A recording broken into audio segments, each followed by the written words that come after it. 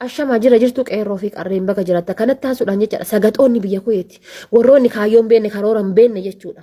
Ka achirraa fi viidiyoo irra hojjetanii irreecha maanu dhoggite irreechi irree kenna irree wali sukkuumna irree wali buqimna gadi baanee wal fuursina gadi bayee jaartii jaarsa qabdu fuudhaa oola jaarsa jaartii qabu danfisiisaa oola gadi bayeetiin dirree sanitti irree kiyyaaf kabsaa kiyya hargufaa oola maaf irreecha dhaqinaa jettettanii warroonni viidiyoon irra hojjetanii naarra fitan gurraa guurii gudhadhana dhageeffadha arraba keessanii bakka hin qabu an shaqqaalaadha shaqqaalaadha kaleessas kan biyyaa beef shaqqaala haadhallee shaqqaala aatillee jechuudha dhoqqeen fuulallaan bubattee dhiini dhuddee deemte kun yoo sirraa gadi qannase kabsaan sirraa qannase manuma madaam keessa ol deebita garuu atiin kalee caffaraa ooltee fi aniin kaleessa hojjetaa oole waaqaa fi lafa waliin ginnuu jechuudha achuma waltarraa aniifati kattaan ammoo jechuudha fayyaalessa duuba keessan galtanii fayyaalessa mana madaam dalagattu fayyaalessa baadiyaa dalagatu ka kaayyoo qabu ka karoora qabu kamaaf haadha manaa ofii gatee bahee beeku kamaaf haadha abbaa ofii gatee bahee beeku isa san faalaa karoorri keessaniif kaayyoon isin irra jirtan adabadhaa gattaa isiniin jedha dhugaa isiniin jedha isinitti hima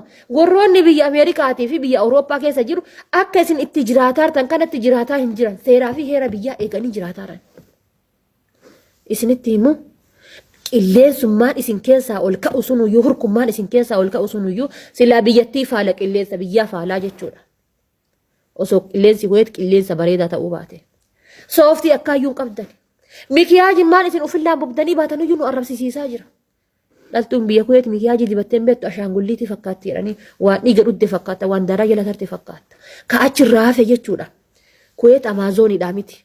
Kuweet biyya sagaxeedhaa miti. Kuweet baay'ee isin daddeemteerti baay'ee isin baadhatteerti. Karoora bara 2014 bara 2015 deebisuu deemtan.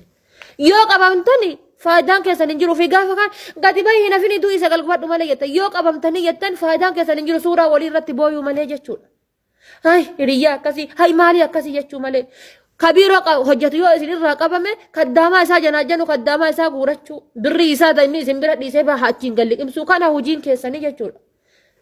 Warroota Su'uudii keessatti mana hidhaa keessa rakkataa jiran rabbiin nagayaan isaan galchuu hamtuun isaanii argini karoora isaaniitii fi kaayyoo isaaniitii fi jireenya isaan itti keessa jiraatantu humna biyyaati ol taanaan Su'uudiin karoora hin taanee fi qaanuun hin taane itti baafte Kuweeti fincaan Su'uudii jalaa hin kaatu deemtanii Kuweetiin Su'uudii godhuu deemtanii isiniin jedhe yaada. Nu miskiina mana madaam keessa jiru akka isinuu baantan shaqqaalaa irratti karoora hin taane baasina isin warri kabsaa qooftan isin warri atillee gadi baateetiin faaxoo Maammada funyaan riguun kaayyoo kan keeta suusii sitti ta'e innillee gadi bayeetiin sitti funyaan riguun suusii sitti ta'e viidiyoon isin achirraa gadhiiftan viidiyoo hin taane eegee faaxeetti qabee viidiyoo waraabee achi gad nu dhiisa laayikii barbaada achi gad bakka oole guyyaa gaarii ture jedha raachi adabadhaa gatta.